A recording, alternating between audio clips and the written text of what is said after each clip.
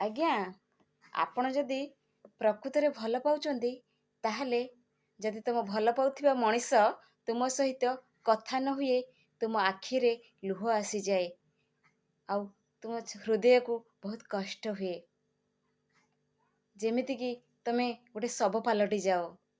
ସେଇ ତ ପ୍ରେମ। କିନ୍ତୁ ଆଜିକାଲିକା ଏ ସଂସାରରେ କେତେ ଜଣ ଏମିତି ଭଲ ପାଉଛନ୍ତି, ଯାହାକି ବିନା ସ୍ୱାର୍ଥ ନଥାଇ ସେଥିପାଇଁ ନିଜ ପ୍ରେମକୁ ସାକ୍ରିଫାଇସ୍ କରନ୍ତୁ, ଯାହାକି ସ୍ୱୟଂ ଭଗବାନଙ୍କର ଆଶୀର୍ବାଦ ମିଳିବ। ଯଦି ଥରୁଟିଏ ତୁମ ଭଲ ପାଉଥିବା ମଣିଷ ତୁମକୁ ଆଜି କ'ଣ ଖାଇଛ, କ'ଣ କରୁଛ, କେମିତି ଅଛ, ଏଇ ତିନୋଟି କଥା ଯଦି ନ ପଚାରିଲା, ତୁମ ମୁଣ୍ଡ ପାଗଳ ହେଇଯାଏ ଯେ ମୋ ଭଲ ପାଉଥିବା ମଣିଷ ମୋତେ ଧୋକା ଦେଉଛି କି, ମୋତେ ଆଭଏଡ଼ କରୁଛି କି। ସେଥିପାଇଁ ଆପଣଙ୍କୁ କଷ୍ଟ ହୁଏ, କାହିଁକି ନା ଆପଣଙ୍କ ମନଟା ସ୍ୱଚ୍ଛ ଆଉ ପବିତ୍ର। ଆପଣ ଚାହାନ୍ତି ତାକୁ ନିଜର କରିବା ପାଇଁ, ବଟ୍ ସେ ଆଉ କାହାକୁ ନେଇ ସ୍ୱପ୍ନ ଦେଖେ, କିନ୍ତୁ ତା ମନରେ ଟିକେ ବି ଆପଣଙ୍କ ପ୍ରତି ଭଲ ପାଇବା ଆସେନି। ଶେଷରେ ଲଭ୍ ୱାନ୍ ସାଇଡ୍ ହେଇଯାଏ।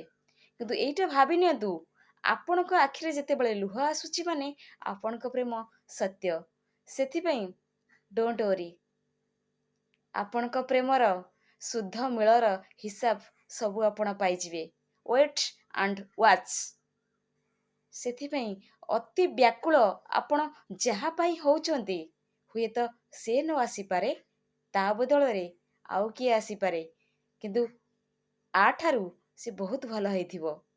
ସେଥିପାଇଁ ପ୍ରେମ କରନ୍ତୁ, ହୃଦୟ ଦେଇ ନିଜର ଆଖିର ଲୁହକୁ ପ୍ରେମରେ ପ୍ରମାଣିତ କରନ୍ତୁ ଯେ ଭଲ ପାଉଥିବା ମଣିଷ ପାଇଁ ତୁମ ଆଖିରୁ କେତେ ଯେ ଅଶ୍ରୁ ନିଗାଡ଼ିତ ହେଉଛି।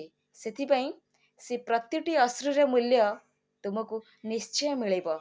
ଆପଣ ଏଇଆ ଭାବୁଛନ୍ତି କି ମୁଁ ଜଣଙ୍କ ପାଇଁ କଷ୍ଟ ପାଉଛି, ବଟ୍ ସେ ଆଉ କାହା ପାଇଁ ସ୍ୱପ୍ନ ଦେଖୁଛି। ଏଇଟା ଆପଣଙ୍କର ଭ୍ରାନ୍ତ ଧାରଣା। ଆପଣ ଯାହା ପାଇଁ ବି ଲୁହ ଗଡ଼ାଉଛନ୍ତି, ସିଏ ବୁଝି ନ ପାରିଲେ କ'ଣ, ଆପଣଙ୍କ ପାଇଁ ଯିଏ ଯେଉଁଠି ଅଛି ସିଏ ନିଶ୍ଚୟ ବୁଝିପାରୁଥିବ। ତା ହୃଦୟ ନିଶ୍ଚୟ କାନ୍ଦୁଥିବ ଯେ ତୁମ ପାଇଁ କି ତା ପାଇଁ କେହି ଜଣେ ଅଛନ୍ତି। ସେଥିପାଇଁ ଭଲ ପାଅ, ସଚ୍ଚା ପ୍ରେମ କର, ହୃଦୟର ସହିତ। ଦେଖିବ ସେଇ ପ୍ରେମରେ ତ ପବିତ୍ରତା ଥାଏ, ଭଗବାନଙ୍କର ଆଶୀର୍ବାଦ ଯେଉଁଠି ଥାଏ।